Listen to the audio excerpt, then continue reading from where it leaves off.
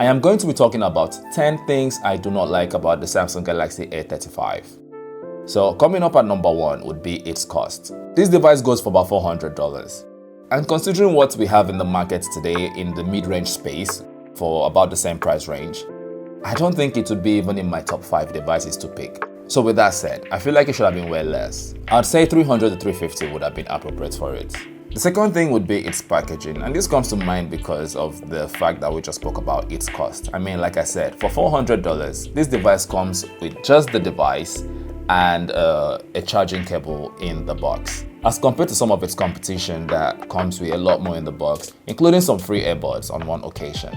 So imagine spending $400 for this device and you still have to go spend extra to get a charger and some protective casing and maybe screen protection as well. I mean, it just keeps adding up, doesn't it? The next thing I'll talk about is build quality. Now, this point can be a pro and a con. Now, let me explain. For a mid-range device, in my opinion personally, I feel like people that go for mid-range devices are people on a budget and people that can't really spend so much getting a device and also wouldn't be able to spend so much maintaining their devices. Now, the A35 comes with a glass back and of course a glass screen.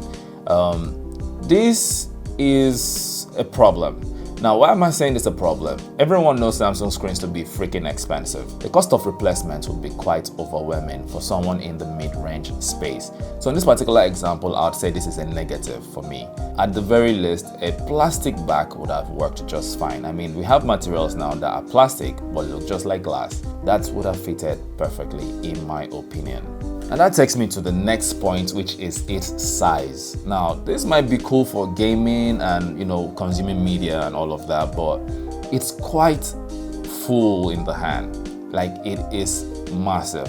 I think if you're not currently using like an iPhone Pro Max or any of those fat devices, you would really feel it the first time you have it in your hand. You can actually feel how wide it is, and for me it is actually quite uncomfortable. I prefer my devices slimmer, and if they are to be this wide, then I guess curved edges would have helped. And the next thing would be its bezels. Now, these things are incredibly outrageous. I mean, Samsung did amazing in ditching the notch and giving us a punch-hole camera instead. It would have been so much better if they did the same for the bezels and given us smaller bezels as well. The next thing we'll talk about is its lack of an earphone jack. Now, this can go both ways as well. It can be a pro and it can be a con.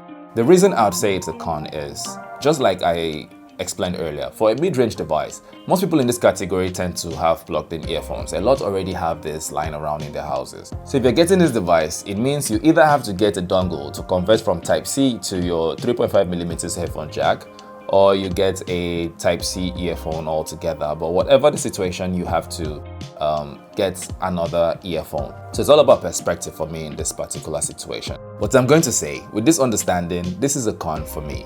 The last point for me is also subjective, and that would be gaming. Now, subjective in the sense that if you're a pro gamer or a serious gamer, now this device is not for you, because when I did play PUBG on this device, it was running on about 20 frames per second in smooth settings, and it maxed out at 40 frames per second at its highest graphics settings.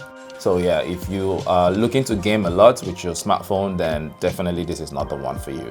So I know it's not up to 10, but yeah, those are about everything I don't like about this device right now that comes to mind. So if you own this device or you've seen it and you have a couple things on your mind you would also add to this dislike list, let me know in the comment section what they are, and if you think anything I mentioned is supposed to be a pro and not a con, let me know in the comment section as well. If you're not subscribed to the channel yet, please do so now and give this video a like. Also, thank you for your time. Till we see you again. Bye bye.